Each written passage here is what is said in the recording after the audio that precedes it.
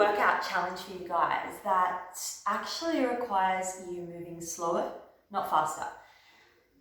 It was such an incredible teacher for me to learn to slow down, and it profoundly has made such a difference, not just on my mind, but also on my physical body as well.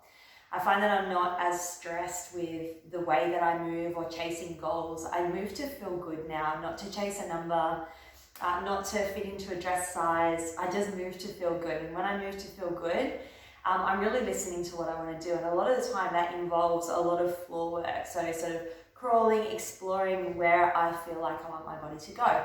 So I wanted to share with you a couple of different options that you can do in your own home, and I'll definitely give a couple of options as well. The first thing is to please make sure that you warm up your wrists, really, really important. So I have a wrist mobility routine on my YouTube, so please go there and do that wrist mobility warm up. But the rest of this, you'll get pretty warm just giving this a go. So the first move, performed for 1 minute, looks like this. You're going to come down to all fours. We're going to spread the fingers really, really wide. That's super important. Stack the joints. From here, we're going to anterior tilt through the pelvis. So we're going to round the spine. It's really important. And then with that, we're going to hover the knees off.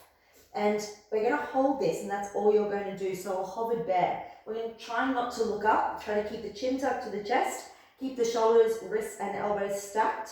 And you'll hold that for exactly 1 minute.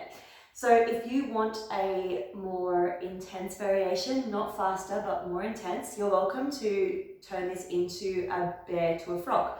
So this is one of my favorite moves, my clients love it. And it goes something like this. So you hover bear, and then you jump to a frog.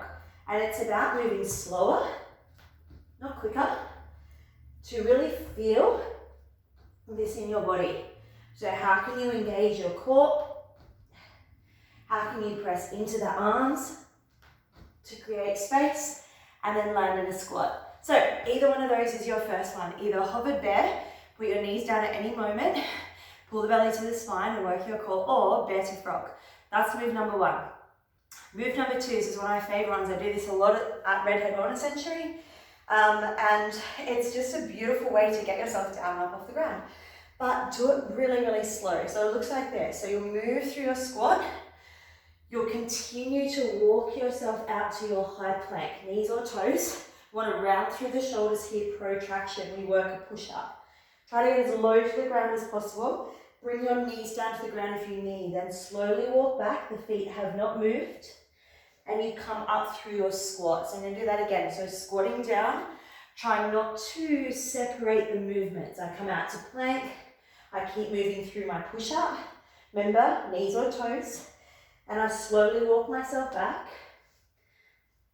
and push up into stand. So that's the second movement. And I want you to go slow. It's not a burpee. I want you to really slow that down and see how that feels. Cool. If you're ready, I'm not even doing anything. The third one is working through a kick through. Now these are such a great one to help strengthen through the wrists. Do your best. All right, I'm going to show you the option which helps build this movement up. So the first option, again, looks like this. You're in that hovered bear position. Knees come off the ground. I lean into my right hand. I lift the left. I turn to the left and sit down, taking the full pressure off that hand. So I'm giving my wrists a bit of a breather here. I'm just getting the movement. Great for hip mobility as well. Now I push into that right hand and I come back to hovered bear or put the knees down in between. So great place to start. Now knees come off, lean into the left hand, lift the right, sit down, pause. Come back, knees hover or knees down. Turn to the left, left hand lifts, sit down, come back, hover bear, and then change sides. That's variation number one, and anyone can do that. It's a great one for your hip mobility if you do sit a lot. Variation number two. All right, moving into that kick sit. So round the spine, hover bear, turn to the left, left hand lifts, shoot the foot through and flex the quad. So I'm pulling my toes back and I've got my hips off the ground. Come back, hover bear, turn, twist, hover bear, turn, twist, hover bear. A little bit more intense. They definitely can be done faster for this workout. I want you to go slow. I really want you to work through your core. The third option is probably my favorite. And again, it's more a floating motion. So again, we don't want to do this super fast. You start off in like a crouch, And what happens is the left foot steps outside the left hand, right? And then you shoot the right leg through. So it's the same movement as the kick through. Come back. We actually did these at yoga the other day. And I was like, what do you at?